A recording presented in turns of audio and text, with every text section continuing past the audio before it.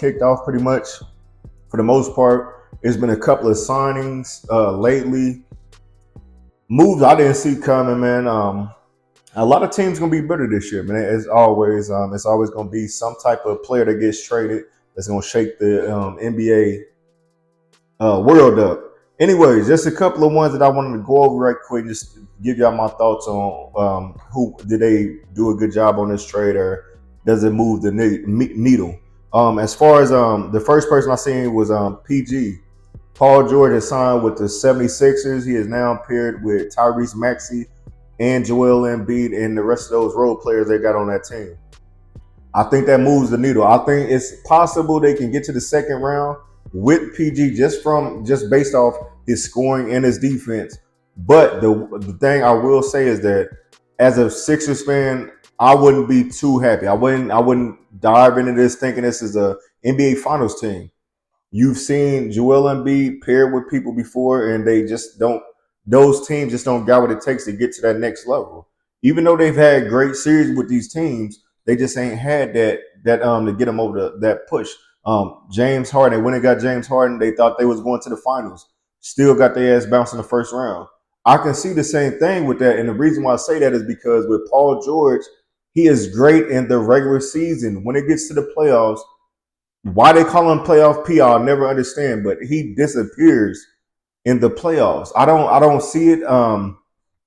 It just moves the needle for the regular season. I'll say that. I believe that they can be a top four team in the East. A lot of teams gonna get better. Like I said, Dame Lillard a full year with Giannis. I think they're gonna be better. Middleton another year that might be a little bit more healthier.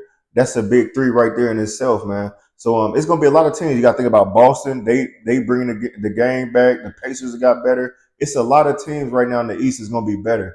But the New York Knicks, it's a lot of teams, man.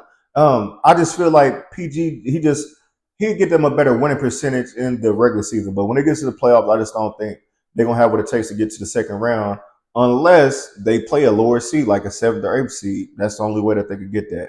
The other signing I seen is Chris Paul to the Spurs. I know to most people that's not like big news, but it's actually big, and it's going to help Wemby attract more players to that team. Once they see the CP3 at his age, 38, 39, I want to say, is playing with a young dude, 7'5" phenom right now in the NBA.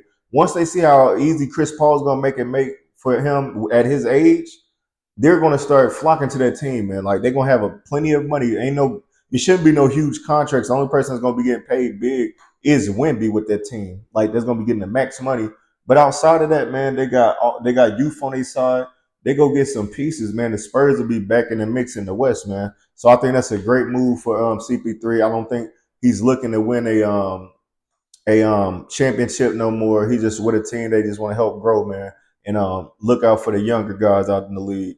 Klay Thompson to the Dallas Mavericks. They did a sign and trade. Just when I thought Klay was gonna come to the Lakers, man, I was begging. I was hoping that the Lakers either got Klay Thompson or Donovan Mitchell. Donovan Mitchell just signed 3 years back with Cleveland, so his nut ass stuck in Cleveland.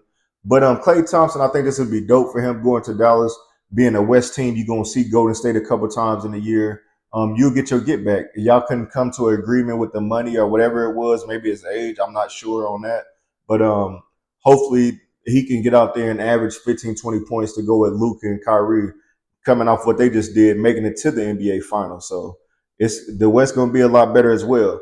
Mikal Bridges has signed with the New York Knicks. This was another one I thought was a big one because now Dante, Jalen Bronson, and Josh Hart and Mikal Bridges all played for the same team in college. Now they are all back on the same team with the Knicks. Mitchell Robinson's there. Julius Randle is there. If they can stay healthy, the New York Knicks can be a top three team next year, man. So a lot of good signings so far, man. I'm hoping the Lakers sign some folks. I'll keep y'all updated throughout the week, man. If anything else pop up, it's been a couple of here and there people getting signed to different teams, but those were just like the main big names out there. Let me know what y'all think, man. Let me know what you think your team should pick up in the off season, in the signings, the free agency. Lakers, like I said, man. Hopefully we just get some more shooters, man, and another big man. So that's all I'm looking for pretty much. Like, share, subscribe to the Meet You from the Midwest podcast for your latest NBA news on Facebook, Instagram, and YouTube.